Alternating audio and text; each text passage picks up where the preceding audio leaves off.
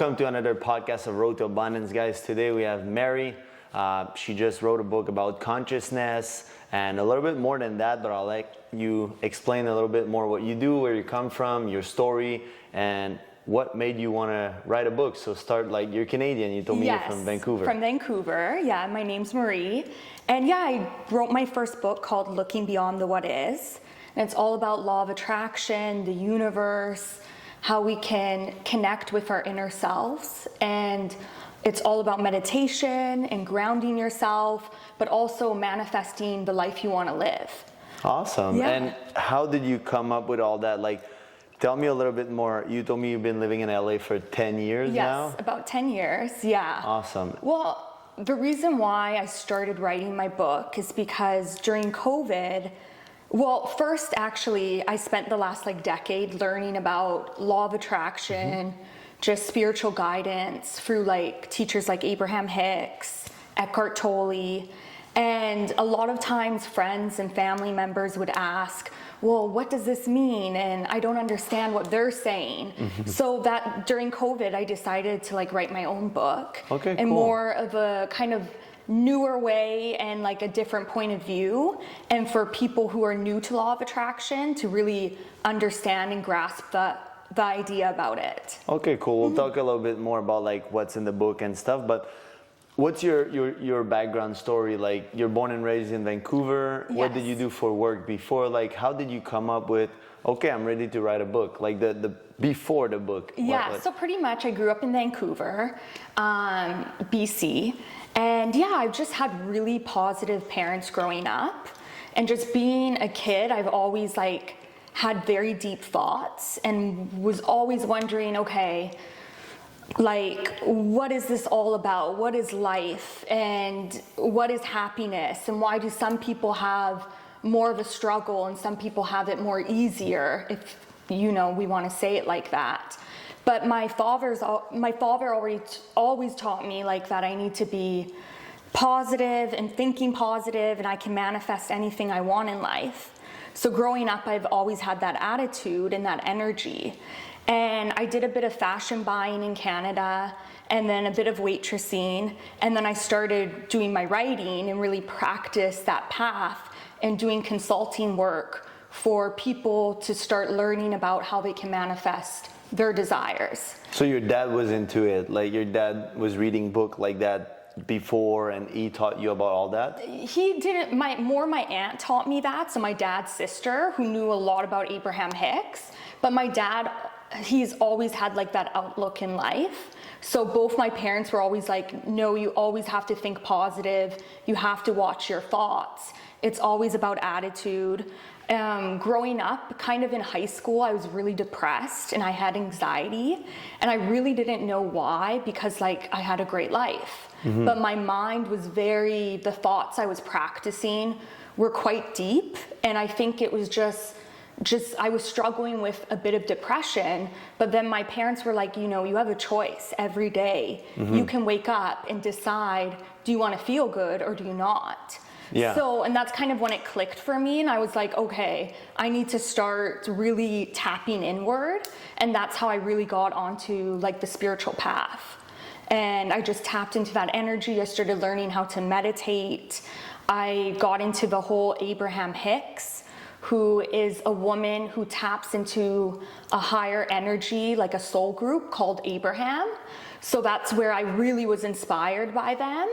And I know a lot of people are oh, that seems a bit out there, but if you really listen to them, it's coming from a non-physical energy. And I could really relate with kind of what they were talking about and what she was translating. So that's a lot with what my book is based on. Because a lot of people, I think, have a hard time grasping what they're trying to say. So I try to make it more in a simple way to teach others about law of attraction and the universe. Okay, awesome. And you've been practicing the manifestation, you do journaling, you do meditation, Yes. all that? All that. So I meditate 15 minutes every morning. 15? 15, 1-5. Okay. But sometimes in the afternoon or later at night, I'll do an hour meditation. But I really am a big believer when we sleep at night, we release all resistance. So when we wake up in the morning, everything is about our morning, how we set the tone, the day. And so that's why I think quieting your mind is so important in the morning, because there's less momentum in the morning of thoughts going through our mind. So throughout the day, there's more of that momentum. So it's harder to kind of tap into that higher energy to meditate. Yeah, for sure. Like you're more in the theta brainwave in the morning. You're more in the slow state, slow brainwave before you go to alpha and beta, which is like the super active mind. So meditation in the morning for sure is the best. Yes. Do you meditate in the morning? Yeah. Because I know you're big on meditation as well. I do. Now I do like 15, 20 minutes, depending on part of the routine. So now I want to wake up earlier and try, like, even when your brain is still a little tired. But what I do often is I'll up in the red light sauna therapy and I'll meditate there. Okay. Or I have the vibration bed, so I do it on the bed too. Like whatever, how I feel. Like the bed kind of slow me down, so sometimes I don't use it in the morning because it's more like midday. If you want to reset your parasympathetic, you want to reset your system, then I up on the bed or the pod. But in the morning you're already like tired, like kind of like your body's waking up, your mind is coming back to reality. Exactly. So yeah, that's cool. Yeah. And like you were doing some fashion, then you started coaching, or like I did consulting work, and I still do with individual clients. And I help them, like I kind of just work with them as their guidance. I would say life coach, but I like using the word guidance better. But it's all about like how they can really meditate, how they can like find love in themselves, how they can start reaching inward and tapping into their inner being, inner source. So that's kind of what I've been trying to do.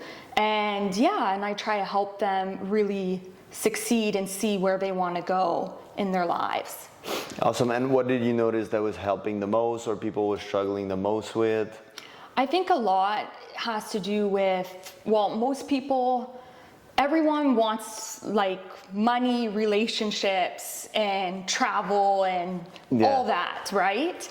But a lot of times people don't realize that to get to everything we're trying to manifest, you have to be happy first.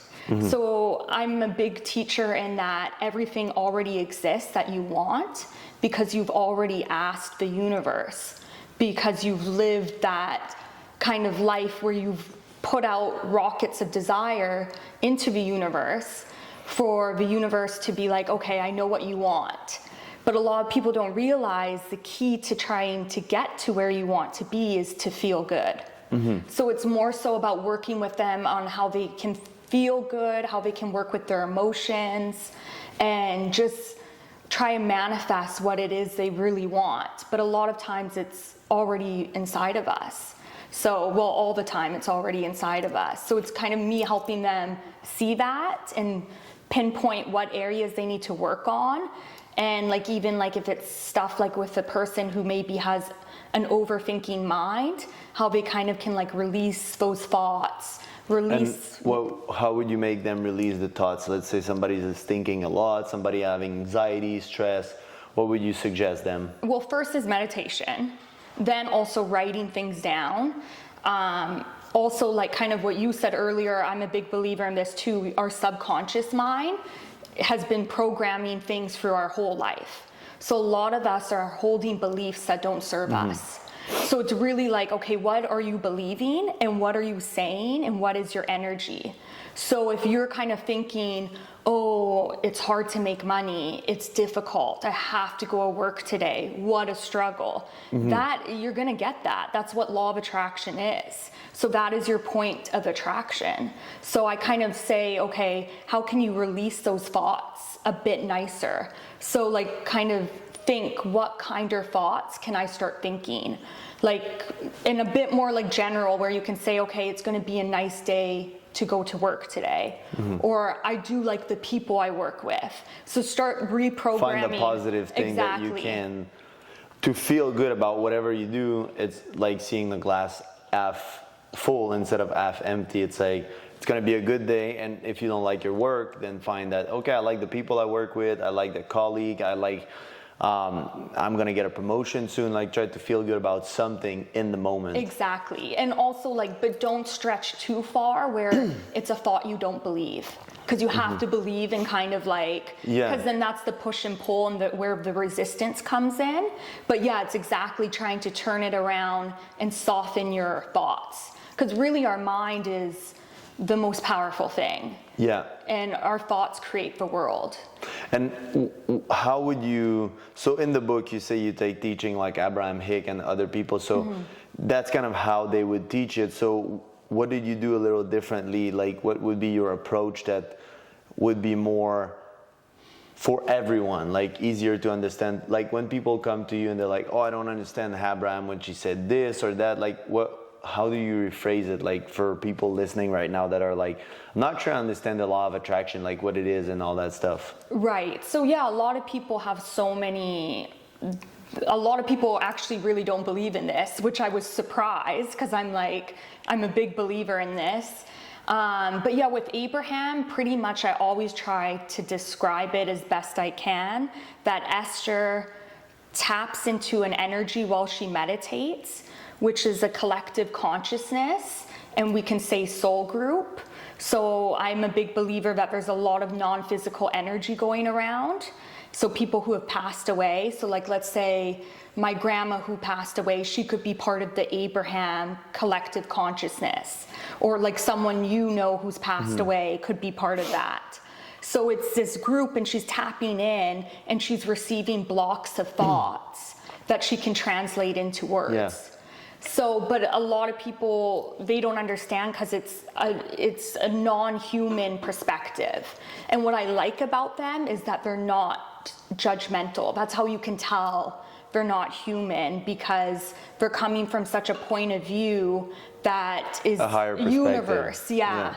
And like they, when someone comes on saying, oh, I've lost someone, and someone speaks to them that someone passed away, they have no emotion because they know that there's no death. And that's kind of what I believe. But how would you make it more simple? Because right now it's like kind of like same word as Abraham. So let's say someone is like, what is the law of attraction for you? Like, how do you use it and all that stuff? Like, so how I explain it in my book is that what you think about and what you believe and how your energy is, what you put out in the universe attracts it back. So you manifests it back. So pretty much the universe is like a mirror. Yeah. So whatever you're thinking, but a lot of teachers out there are saying it's all about your thoughts, which it is, but it's also about your energy. Because energy is everything. And I feel like society kind of has tried to like downplay the word energy, but it is all about energy. And if your vibration is giving off a positive attitude, you get that back every time.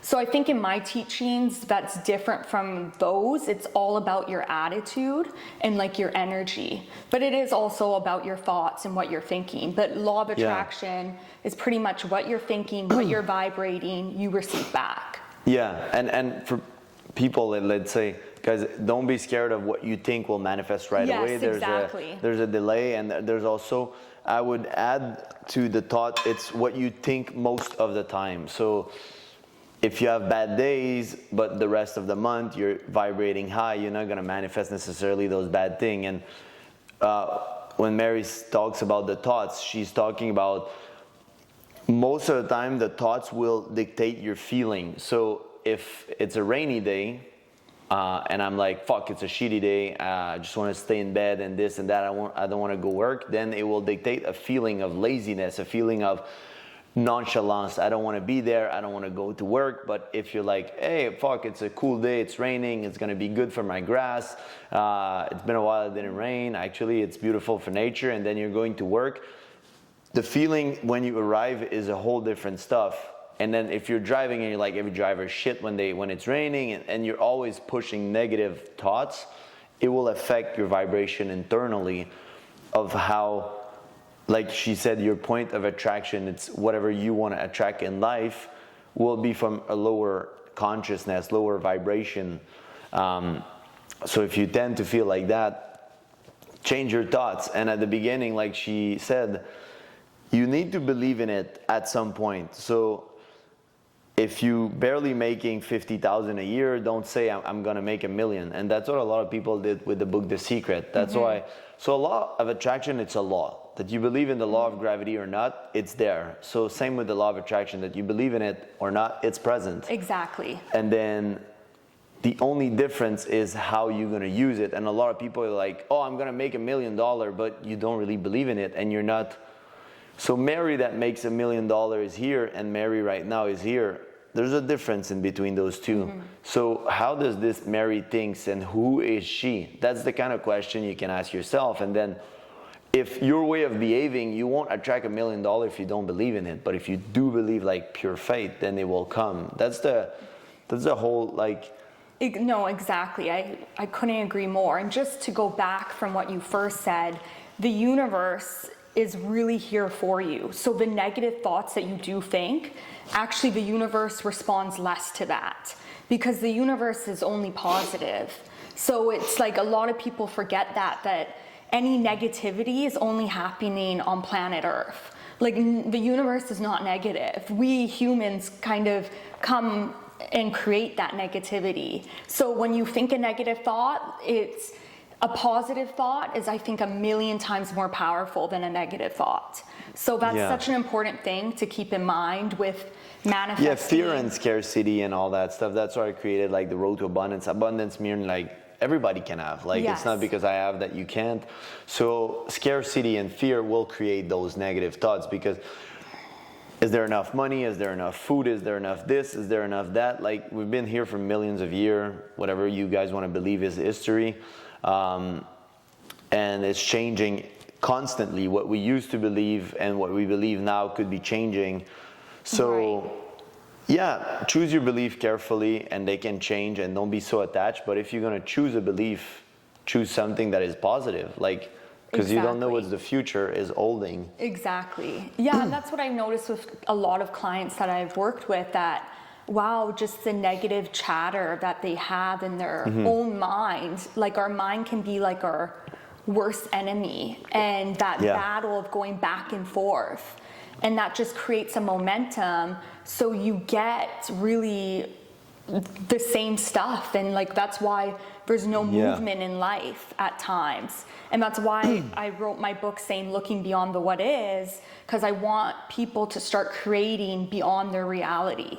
So to not look at really what there is, but start being like, okay, if I want that house, if I want that dream job, I can get there. But you have to feel good about it to get there, and also make peace kind of with where you are now. So it's like this balance. But a lot of people do this push and pull, saying like, oh, that house will never come, or where is it? Yeah. And we're kind of taking like score too soon, or keeping track. Yeah, it's the expectation of when is it going to come and how is it going to come. So it's like I don't know if it's Abraham, but someone was saying like, it's like if you ask for a new job or a promotion or more money, and then you get fired, and then you're like, oh fuck, I got fired. But this could be the action that universe is forcing you to start your own business that you'll make millions with.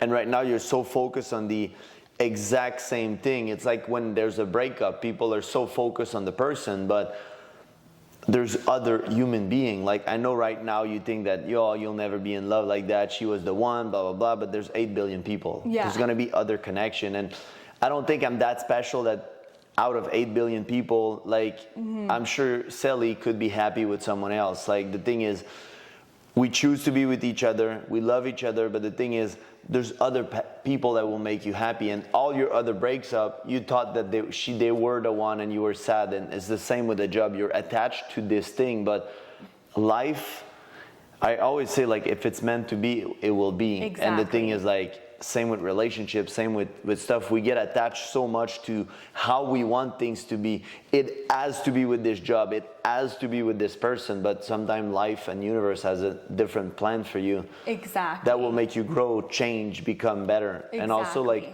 one cool thing that Tony Robbins always says is, be careful with your friends and family, and even people that you don't know, because even if it's a friend, if he gives you a coffee and he put poison in your coffee without knowing, thinking it was sugar or cream, it's still poison. So sometimes if your friends and parents or whatever, you were blessed like to have parents that were positive and putting like good cream in your coffee. Like my parents were the same. They were very like positive, and my mom was listening to The Secret and all that stuff. I didn't quite understand all the concept, and it's like now I'm explaining her what the concept is, because there's a difference between seeing the concept, understanding it, and really grasping the whole concept of those things.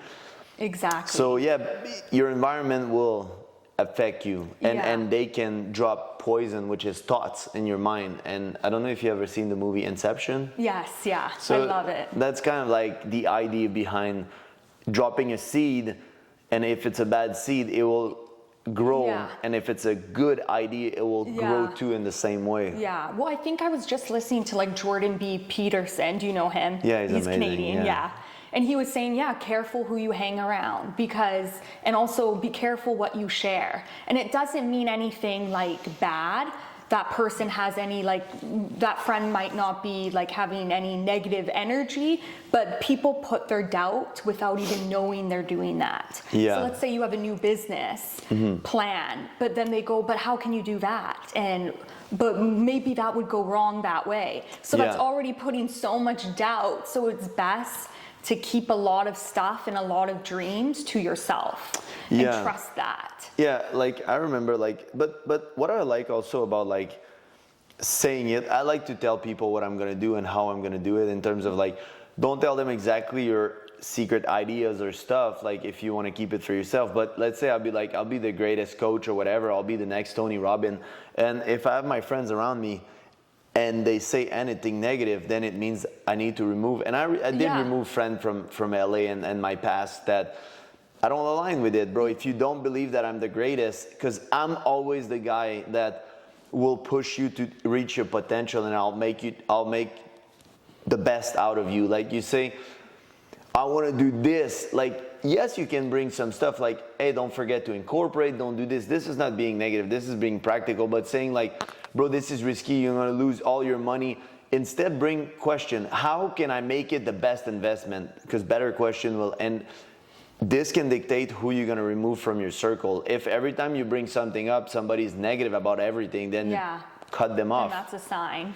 Same thing with your partner. It's like if they're not having your back and support every time you come with an idea, and if you see, like, if I'm like, okay, there's going to be a challenge, like with your business, instead of being like, it won't work because of that, be like, this could come up, what solution can we think in advance, or how can we prevent this, instead of like, oh, you're gonna waste all your money or this or that. It's like, try to empower people with better question. Exactly. And that's what I do with a lot of people that come to me, like all the people that I guide, I coach.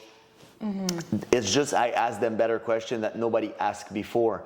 Right. And a lot of people, there's a tricky thing with our subconscious mind that doesn't let us necessarily always access the right question. Right. And it's like the subconscious mind knows before you, and it knows you're going to ask the question, so it's just preventing you from accessing it. And now your conscious mind is like, oh, it makes sense when Mike says it. Fuck, it's so easy. Like, but how didn't I think about that? So there's a lot of cool questions you can ask yourself to pop those positive intuition. Exactly. No, and I couldn't agree more. And with the subconscious mind, we've created and it's programmed so much from our life, so much from our past. And there's a lot of people who have had negative pasts or gone through difficult times, but then they've really manifested a beautiful life out of it. So it's important to remember that every day is actually like a new day, a new start. And just because if you feel stuck, that doesn't mean anything, because you can start all over tomorrow with your thoughts. Yeah, exactly. And there's one thing about the start of the day that I'll say in a second, a very good example that I heard. But when you talk about subconscious mind and like you're talking about programmation, that's why I created the program Rewired, because it's like your brain has been wired a certain way that is not your fault. Like when I see a lot of people that they're doing things that are negative or not the good pattern and stuff, now back in the day, I used to be judgmental, like, fuck, it's so easy, man. How are you so dumb and this and that and judging people? Now I understand that your brain has been programmed. Now we need to rewire that brain to do the right thing before you can be. So for us, it's like, oh, just do it. Yeah, but most people can't see that they can just do it. And like, that's like Abraham, she's like, oh, just asking it is given and be. But for a lot of people, it's like, there's such a big wall that I call the dark wall in between ask and it is given. Yeah. And she called it like resistance, but it's just yourself. Like she says it like that, but people don't realize that if it was that easy to just, which it is, but technically you're fighting against 95% of your brain that has been doing that for 30 years. So at the end, it's like you need to rewire it. And one cool thing about a new day that people often underestimate, it's like if I would give you like 10 million today, would you be happy? Would you complain? No, you would be on a high for 2 years. Yeah. And then if I ask you, okay, so instead of 10 million, I give it to you, but tomorrow you die, you'd be like, oh, then I don't want it. Yeah. So you're telling me that waking up every morning worth more than $10 million, and you complaining every morning when you wake up for your life, for your work, for everything. So it's like, when I heard that, I was like, fuck, that's true. Like, would you exchange even 100 million against your life? And you're like, so I tell you, I give you 100 million, but you die within a year. You'd be like, no. Yeah. So exactly. 1 year of your life worth more than 100 mil, and you're gonna be complaining every fucking day. Like, bro, you gotta change your thinking. Exactly. Yeah, no, it's very true. Like when I read the book Outwitting the Devil by Napoleon Hill, which is a great book, I recommend it to everybody. And it's a great book for women and men, but it really, what he teaches is that it's pretty much him having a conversation with the devil. Yeah. And he's claiming the devil is our ego. And our ego mind is all about fear, negativity, jealousy, anxiety, whatever negative emotion you can attach to it. That's what he's saying. So our mind, when we think a thought, the ego likes to bring it back because we've built so much momentum behind certain thoughts that we've practiced. And that's the whole thing where it's actually so difficult because our mind just goes to that. Because it's been reinforced. Exactly. So that's why you need to reprogram it, rewire it to reinforce the good one now. Exactly. So, yeah, you need to rewire it. And that's what I coach to a lot of people. I say, look, you have to purposely try to wake up and say, okay, today's gonna be a good day. I feel good right now. But think of like how easier it is to think, oh, I have to wake up. And you know what I mean? Like our mind just goes there because it's just a thought we practice so much. It's the momentum. Yeah, and I like to, there's some entrepreneur guys that like guys would be listening to that sometimes it's more like Andy Frisella and other people call it like the bitch voice, the demon. Like there's always one side and one positive that is going to be like, okay, today we're going to take a cold bath, or today we're going to do this task, and then your bitch voice or your devil, whatever, is like, nah, bro, why we need this? Like, I'm good here. Why would I go in the cold? And then same thing, if I don't like running, then I started going for a run just to challenge that bitch voice. If I don't like the cold bath, which nobody loves to jump in a cold bath, it's like you do it because you want to reprogram that voice and tell that part of your mind,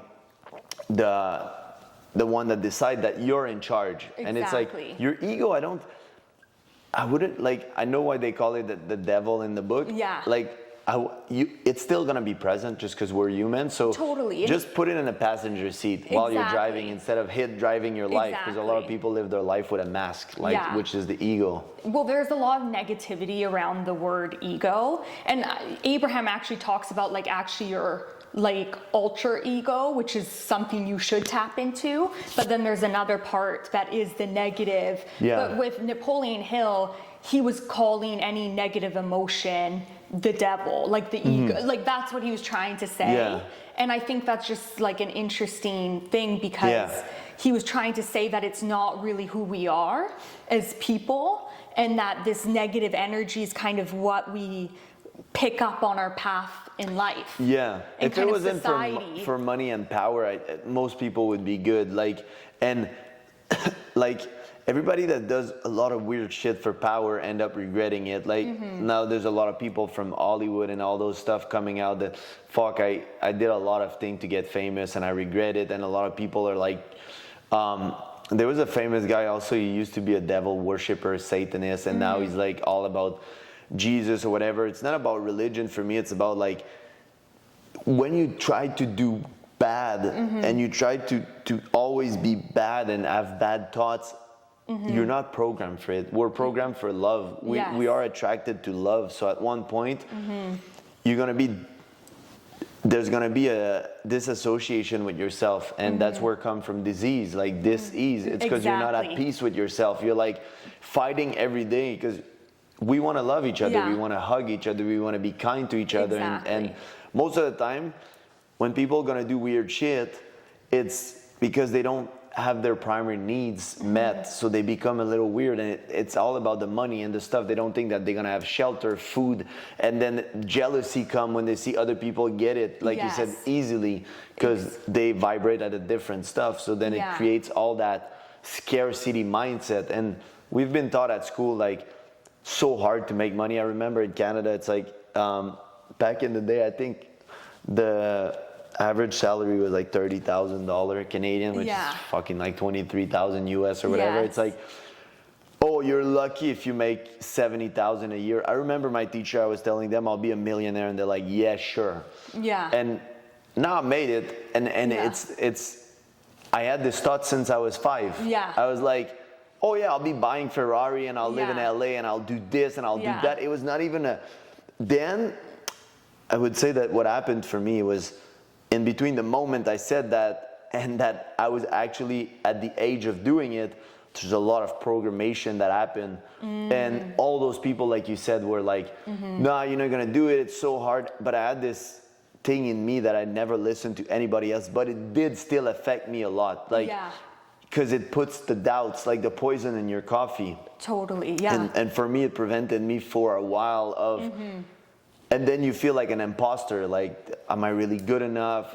Like all those thoughts. And once you get rid of all that, it's like, then life happened for you. Exactly. Well, I love that you're doing the whole rewiring program, because we really should go back into like when we were kids, because we had such beautiful thoughts. Like kids are believers, and that's where I think as people get older, they start believing less. And that's the problem, where you have to really believe in what you're trying to manifest and create in your life. Kids are pure. Exactly. And now you're writing a book for kids? Yeah, so I'm writing a book called The Spiritual Swan, and it's all about like her journey on finding her inner self and meditation, and kind of teaching the other creatures about that life is meant to feel good. And I'm gonna write a few more children's book after that. That's with cool. different animals. I like it. Yeah, I think like I really feel like a lot of kids need to, well, they're already doing such a great job, but I think meditating and like kind of connecting with themselves will help kind of where the society and going into like teenager. Yeah, for sure. Like I think that's just a good direction. And, I believe it. Like, I want to go talk to kids for sure at some point. And I would love to, in my journey, it's in my plan to open school for kids, and hugging class and like meditation and yoga and all that stuff. Like, I feel like when I see those teachers that make student hug and high five before they get in the class, and they hype them up. And there was not enough of that when I was at school. It was like the system has been broken like for a while. We like, everything evolved in this world except school. We have the same system since fucking 100 years. So it's like, it's not working anymore. It's programming you to do 9 to 5 and to work and to be a good little boy. But it doesn't teach you anything about your self-consciousness, loving yourself. That's why there's so much suicide right now. Like, so many girls don't have self-confidence, and now more than ever with social media, we compare ourselves to everyone. Surgery, and then it's sad because who we preach is like the Kardashian and all those people, and I'm like, what the fuck? Like, why we preach surgery and butt and all that stuff, and all those people that are doing weird shit.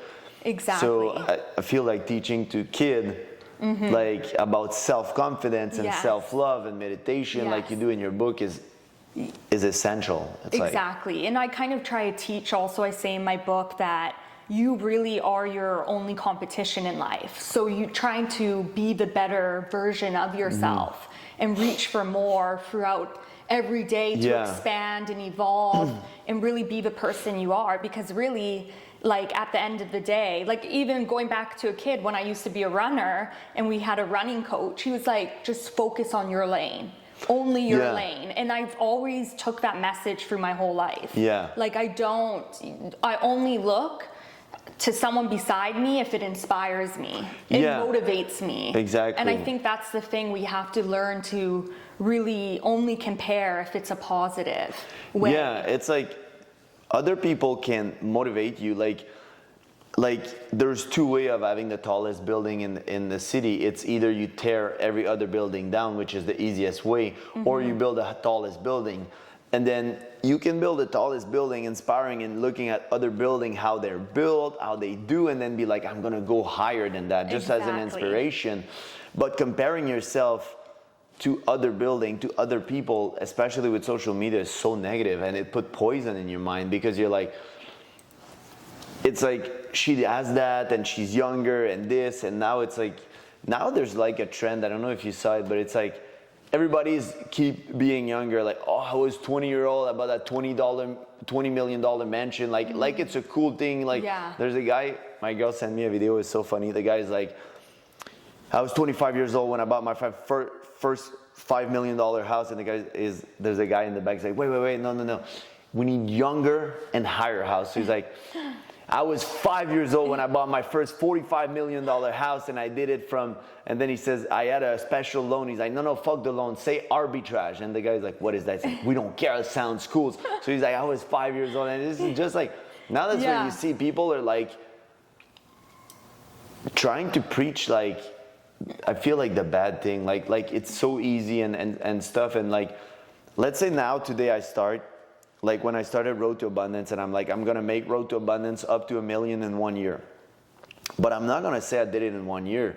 There's a lot of fucking thing in the back, like 15 years of studying. I was a celebrity trainer, I had other businesses. It's like, when I started that, I was my higher self. I was at the peak of my life at this specific moment, and ready to manifest everything. So it's like, it's just to show people to have faith in what you can accomplish when you do it. But the thing is, there's so much behind, and I don't agree with this bragging culture online. Right. Like everything is like, oh yeah, I just started 2 months ago and I made 300,000. Yeah, but bro, who's your mentor? What did you do before? And all that stuff. So it's like crazy. No, I agree. And it's interesting when you bring up like the age aspect, because I work with some clients who are going through a hard time with making peace of getting older. And a lot of people actually struggle with that. And I'm really it's such an interesting thing, because you really have to make peace with aging and life and the process. And also, it's a great thing to keep in mind. You can be in your 40s and 50s or 60s or 70s, 80s, and actually manifest your dreams. Like, it doesn't matter. Like, it takes, like, time is the illusion. You already put in all that asking and the energy. But once you start to believe it and know it, that's when it will come in. And a lot of times people with age, they just have a lot of resistance, and they think, oh, I'm getting older and everything's too late. And I hate that, like, society's kind of done that. And I really am not a believer in that. And that's why in my second book, I'm writing that time is an illusion, but then how can we work with time to be on our side? Because time is our ally, actually. Like, it's there for us, but then we resist it so much that it's like, okay, you know, so. Time flies for real, and and if you embrace it, and there was a very interesting concept, I saw a guy on TikTok talk about, like, that they created age to make us age and feel older and older, and it creates those anchor of like 30 and 40, but like when you're 30, you barely did 1/3 of your life, barely 1/3, bro. It's like all those years, and technically when you're 30, you only had 10 years of grown up. And now it's like, if people get out of school at 25, you had 5 years, like bro, you have so much time, and it's like you don't need, if you want things, you can manifest them. But if you feel in the lack and you're trying to rush, that's when it's bad. And especially for men, I know for a lot of women, it's even harder to age. Like a lot of women, like, I'm 30, blah, blah, blah. Yeah. And like, for men, I feel like our prime is from 40 to 60. Oh, for sure. So like, I'm like, fuck, it's like, Yeah. I wouldn't go back to 25. Like, I'm 31 and I'm happy every fucking year. Yeah. Like, that I age. It's like, I just become better and better, like fine wine. Yes. And women, from what I see, it's because, yes, they lose, their prime is younger in terms of beauty. Yes. So us, a man, when we age, we can still have young girl, we're still hot and stuff, and it doesn't mean that girl don't get hot, but they lose their edge versus young girls. So then it's very hard mentally, but it's like you're getting maturity, you're getting other gift, you're getting nurturing. It's exactly. like, and if you don't embrace it and you always try to look younger and stuff, you're doing yourself not a disrespect, but a disfavor. Like, exactly. it's just not good. Like, embrace it, because you cannot go back. And if you're a mature woman, even if you're 35, 40, you will get the right guy that will embrace it. Like, it's like when I'll be 40, let's say I'm not with Sally anymore, it's like, I wouldn't go for a 22 years old just because it's like, she won't have the maturity, she won't have things. I could go for a 30, 35, whatever, but it's like, you'll still find the right person. Like, and like you said, some like Tony Robbins just had a kid at 62. Yes. Like, it's never too late. Even women, I feel like a lot of people, a lot of doctors are pressuring, but I believe that if it's meant to be, you'll manifest like a baby at the right age anyway, like, and stuff like that. So it's like, don't Hilary be so Swank stressed. just had twins at like, I think 46. I have a few friends who are in their mid 40s who just had a baby. Like, I feel like with our generation, I don't know if you feel like this, but like our parents, they were more expected to like, my parents actually waited a bit, like in their early 30s, but that generation, though still their generation, were like, after college, let's have a family, let's settle down. But I feel like our generation, it's a lot more entrepreneurs. People want to go travel, they want to find themselves. I think I wanted to be, for me, I wanted to be first stable. Right. Like, I said, I'll have kids when I can be a millionaire, have a nanny, and I can homeschool them. Yes. So I didn't want to say no to nothing. Yeah. And also I wanted to be ready. Like, you're causing a lot of childhood trauma to your kid. And even if you think you're the best parent, you'll still cause some of it just because of their interpretation and perception of life. But I don't think I had the patience I have now when I was like 25, 24. Like, I see my parents and it's like, they were amazing, but of course there was a lot of fucked up shit, like in terms of like, they were still kids. They were still learning about themselves. Like, I feel like having a kid at 30, 35, if you did the work, is like, it's going to be amazing. And one of my friends, he's like, the guy that taught me breath work and all that stuff, he's like, bro, when I think he got his kid at like 26, he's like, bro, the first 4 years was like insane. And now it's like 4 years later, he's 34 now, I think, or 38. He's like, even he was 30, it's like, he's like, bro, I grew so much that if I would have a kid now, it would be like day and night. Right. And now it's like, he's always been a good dad, but you're being the best that you can be right now. Yeah. Well, it's true. A lot of us, when we go through life on this path, we're expanding and we evolve. So we learn more, we become wiser, we understand more. So there's a saying I love, someone has said that the mantra of the universe is more. And I really believe that. I feel like we're here to create, to evolve and expand and really create our reality with more. And also with a lot of times with society, there's so many people who I've met who are really spiritual, but then they don't want to believe in money or they don't want to manifest money. And then there's a lot of people who are the richest people I've ever met who have multiple homes, but then they can't keep a relationship or have a relationship with their siblings. And, you know, like the biggest problem of people with money is relationship. Yes. I see it. And the people that, a lot of people also when they start their journey, they have less spiritual ego that I call. They're like, they see spirituality as a monk. And I've been there, and the monk has nothing and you should have nothing. But like, if there's abundance on this world, it's meant to take. Exactly. And there's a way to do money that is empowering for the planet. You don't need to savage people. Like, don't go create McDonald's if that's not your calling. Like, but there's good company, good food company, good stuff that you can do, like writing a book, like empowering consciousness that can be very, makes you a lot of money. So I was just talking with a friend recently that the person had a money blockage and she wasn't making money because, and when you ask question, her perception of spirituality is like a monk that has nothing. And I'm like, yeah, okay, then you don't have like, why don't you take Tony Robbins as spirituality? Multi-million billionaire that feeds billions of people. Isn't that more spiritually? Like, if you're gonna say it, like, and spirituality is really hard to quantify. That's what people use it. Oh, I'm spiritual, because you can't quantify it. Exactly. But I believe personally that a monk is doing an amazing job. He's empowering himself, but I believe that feeding 1 billion people is way more spiritual for me. Oh, for sure. And starting school that will teach kids and do things. And with money, you can do so much good. So exactly. And for a long time, you have those beliefs around money that you don't need it. And it's maybe because you're not materialistic. Yeah.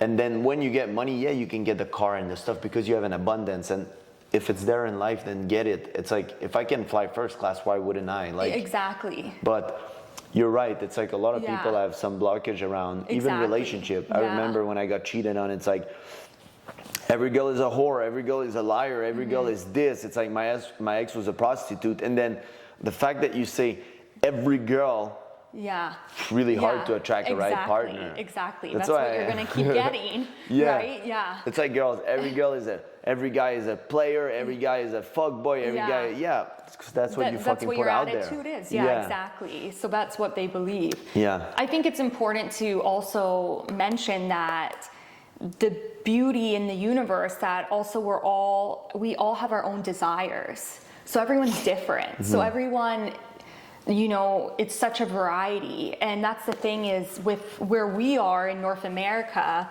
there's a lot more things out there that we kind of want. But I've traveled to places like Argentina. It's what they push too. Yeah, exactly. Argentina, Cambodia, places where people have nothing, but then they're so happy. And then a lot of people, they'll want to question that, being like, but then why? Like, you shouldn't want these things because people are out there struggling. But that's not even the case, because everyone measures happiness in their own way. So with my teachings, I always try to teach that if you want something, you can have it. Yeah. And it can be anything. And that's for everyone on this planet. Yeah. And I think no one should be ashamed if they want the same, multiple homes. You can be happy with the 100K. Yeah. If you don't meet your needs, I believe it's going to affect your happiness. There was a study on it, obviously. But if you have community and you have shelter and food and stuff, and you're not scared for your needs, then the rest is just more abundance. And then I love car, I love experience, I want to travel the world, I want to homeschool, I want to take tennis lesson, piano lesson, I want to do a lot of fucking thing in this world. So I need money. For whatever I want to do. And it's not about the material. I want to have a Porsche and I want to drive it because I enjoy the car. It's there. But if you get the Porsche to impress your neighbor, and just because it's like it looks cool, and it's not a judgment, but like giving you an example, it's like, I saw you have a Louis Vuitton purse, and I used to buy, I bought 2 Louis bag and stuff, and I don't use them. Now I'm selling them just because of the fact that I realized that I was attaching an identity to Louis to look cool when I have Louis Vuitton. And there's a guy that making TikTok video that he says it's $100 of leather. Right. It's nothing. So now it's like, okay, I'll make my own. It's like, if I like the style, I'll make my own in real quality leather. And I bought now a $70 like little fanny pack that is 10 times better, like waterproof, is so much more thing. And I got caught up when I was in LA with a lot of friends buying those shit. Yeah. And one very interesting concept about like those material thing, and maybe you didn't buy it for that reason, but Louis Vuitton convinced us that you buy their product because you deserve it. It's like, Right. I worked so hard, I deserve it, Louis. Yeah. That's the genius marketing. I really hate when people say that and like say, oh, you work so hard, you deserve it. Because that's just not the truth. Like, and I think so many people think, oh, it's that saying, if you work hard, you play hard. But to me, that's so backwards. I think if you feel good in life, and want things, the universe just shows you the way. And if you trust in that and have love for everyone around you and love for yourself, and you move with that attitude, that's how things open. Yeah. And that's what I mean, like how we all desire things differently. Like my friend might like nice cars, but I like more style and fashion. Or I might like to travel more than to other people. Yeah, exactly. So we all are experiencing our own. As long as you're doing it for you. Exactly. It's like, I believe now it's like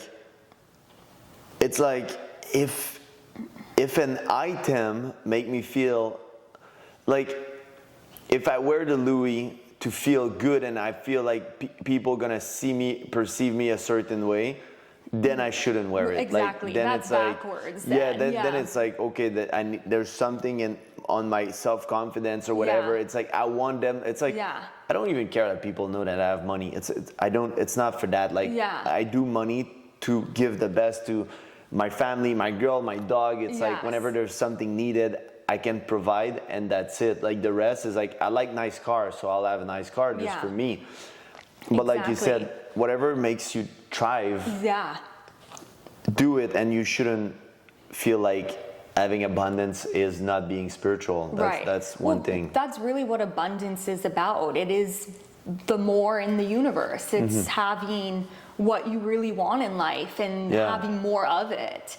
And I think society and a lot of humans have put negativity around the idea of money and material objects. And you can be spiritual, but also very successful. Yeah, exactly. There's so many people out there who really, like, let's say a lot of actors, a lot of people like Oprah, look, she's, I think, on a spiritual path, and she's really manifested her life. She came from a very challenging background, but that really drove her, because she always said when she was younger, I believe I'm going to big places. So if you believe that, that's what it's gonna really happen. So I think just society can sometimes be very negative on the idea of money. And that's why in my book, I'm trying to teach people that you can be, do, or have anything you want in life. Yeah. And what is your top 3 book, you would say? Okay, top 3 books. I would say Outwitting the Devil by Napoleon Hill. I would say The Surrender Experiment by Michael A. Singer, which is a great book because he really teaches you about how we should surrender more. So doing things that you wouldn't really think you should do, and just going kind of with the ebb and the flow and the stream of life, which I'm a really big believer. Yeah, he was like, his book is so interesting. It's like all about his life and how he just decided to surrender and let go. And this is actually a meditation I also do every morning that I learned from Abraham, where I'm in the stream of well-being stream, and I put my canoe in, but I let go of my oars to go with the stream. Because that's the thing, a lot of humans want to go up the stream and go against the current, when we really need to trust our stream, which is our life, and where we're going. Yeah. But yeah, Michael A. Singer, he talks about like how someone one day knocked on his door and said, hey, like I go visit the prison and like I go do a prayer and we talk, but I'm going away this week, can you go do that? And he said like, oh, what a weird thing to ask. But in his head, he's thinking that, but then he's like, no, I need to surrender and just go with the flow. Yeah. And then he went and had the best experience. And he said most of those people are his friends for life. And he still does it after like 40 years or something. That's cool. Yeah. So it's like little things like that, but he's like, he says. Yeah, it's always like when life is bringing you something, don't question it. Exactly. Like, or if you question it, be like, what if I said yes? Like, what if I went with the flow of like, just surrender? And that's kind of like the same thing that I'm like, let's say I don't want to run or I don't want to do something, let's do it. Like, let's see if I can love it and do it with a positive attitude, and then it's going to change your mindset on a lot of different stuff that will show up in your life. That's so true. And then the third book, I would probably say Law of Attraction by Abraham Hicks, which is their first book, and it explains a lot about the universe and law of attraction. But also, if I can throw in a fourth one, is Eckhart Tolle, Power of Now. Yeah, The Power of Now. Which is really a great book. I know, like, a lot of my friends and my family say it's a little bit of a hard read, but I feel like... Power of Now? I felt like it was so me easy. too, I thought it too. My sister always says, I can't follow, like, what he's saying. And he actually lives in Vancouver, where I'm from. But I feel like he's a very good teacher on being present. And it's focus on what's now. That's the whole book. It's like the title says it's just like you only have now, and you can't be anxious in the now, because you're anxious about either a situation that did happen or something that's coming. So if you're present, like, let's say now I couldn't be anxious if I'm doing a podcast with you, but if I'm like, oh, I have to pay some bill, and fuck, am I gonna do this later? I'm gonna have food, and then you start always being then you're affecting also your vibe, your presence, your feeling, and you're not even enjoying the present moment of like, let's just do the podcast, and when it's done, I'll move on to another thing. Exactly. Like, that's been one of my kind of struggles through my spiritual journey, being more present and like not really trying to constantly focus on what's happening in the future. And I don't know if you kind of, how you balance that out. Yeah. I mean, damn, for years it's like I was chasing money so hard, and then when you chase something, it's chasing you, because you attracted from this point, and then now you're here, so money is here, and it's like, oh shit, Mike is there now, and then money goes there, and you're there, and it's like you're never really where you attracted it from where. So now I'm more like of a magnet. It's like, let it come to me, and instead of trying to catch it, let it reach me whenever it's meant to be. And while I was chasing money, I was not present. And that's, I think, the biggest thing I changed for Sally. When I came in her life, she was a hustler and doing, and she's very like, she's a work, like she works a lot, like she loves it, but she do work a lot. And I was like, chill, like relax, like it's like enjoy life too, like And my mom used to tell me like, you're present but you're not present, because and then I was like, Mom, I'm busy making money, but I'm making way more money now with way less effort. Just because it's like, and I remember it was funny because once I did a podcast and there was a kid, he was like, I mean a kid, it was like 20, 21, it's like I say kid, but like just starting his career, and he was like a camera guy, and he was like hustling, and I did the whole podcast like that, and he's listening to it obviously, and then at the end I'm like, so what did you get out of the podcast, bro? And then he's like, well, I don't know exactly. And then I'm like, so how's your life? And then he tells me he's working all the time, he's hustling, and he's trying to make it in life. And I'm like, bro, you're 21. Like, the hustle is cool, but enjoy your life too. Because if you, like, even guys like Alex or Mosey, like that worth hundreds, million, whatever, they say that they would exchange all their money to go back to 20 something. So the thing is, if you're so stressed about making money when you're 21 that you don't enjoy that life, it's not coming back. And the thing is, you're so lost into your hustle that he couldn't even enjoy a dinner with his friend. He's like, oh, bro, I'm working all the time, and then when I'm not working, I'm stressed about like, what didn't I do at work? I'm like, bro, this is so toxic. I'm like, you should have listened when I was talking on the podcast, because I was exactly like you. That's why I created all those things. It's for every guy that is, there was a funny quote. It was like, behind every successful person is a lot of inner child trauma. And I believe that for most of us, because you wanted to prove people wrong, you wanted to prove your parents wrong, you wanted to prove the world wrong, that you wanted to prove yourself that you worth it, and then that's why a lot of people have relationship problem, because they found how to make money, because if you chase it for long enough, you'll end up still catching it up at some point. If you hustle for 10 years, you'll make money. But it doesn't mean you'll be happy, and it doesn't mean you'll have the relationship that goes with it. And that's why a lot of people come for coaching, and they're like, I got like the two biggest type of client is they're not happy and they have a lot of money. Yeah, exactly. And they're like, Mike, I don't have the right people. I don't have good friend. I don't have good relationship. I don't have this. I feel like I want to suicide. I'm in a burnout, and they make 3-4 million a month, or even 500,000 a month, and you're like, bro, you got everything to be happy. And I've been there, so I know what it is. And then the other part is like people that are starting to hustle, like under $1 million. It's like, and they're like, either chasing, they feel that they're not enough, and then they don't know how to make more money. They have everything, but they're struggling with the money part, or they have blockage to go to the next level. Right, exactly. So it's always like a little tuning, and then you go to the next level. Exactly. And what was, to end the podcast, what was your best investment this year? Like, oh, that's a good question. I think actually it was investing in my children's book, The Spiritual Swan. Like, that was just such a fun process, and I had a really good time creating it with the illustrator, and it was just okay, because you did like image and stuff. Yes. So you paid someone to draw it. Exactly. And he really, like, we sat down and he really saw like the vision. It took a few times, but we literally what I saw in my mind, he created. That's so that was cool. just amazing. And just the unit, like, honestly, I met him in a coffee shop years ago, and he saw me reading Abraham Hicks' book, and he's like, oh, I was raised on Abraham. And it's just the universe. Like, you need to trust the universe.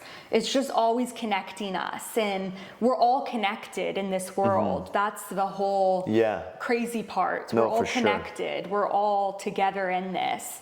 And I think that was the best investment so far. Now your book has released yesterday, I think you said, or so it's going to be live on Amazon in a few days. The children's book. My first book is already out on Amazon. The one called Looking Beyond What Is, and then I'm working on my second book, which is Looking Beyond the Tides of Time. Okay, cool. Awesome. We'll put the link in the bio, guys. Thanks for listening. I hope you learned something. I hope it brings some clarity in your life. Mary, thanks very much for the podcast. I'll see you in the end of the podcast, guys.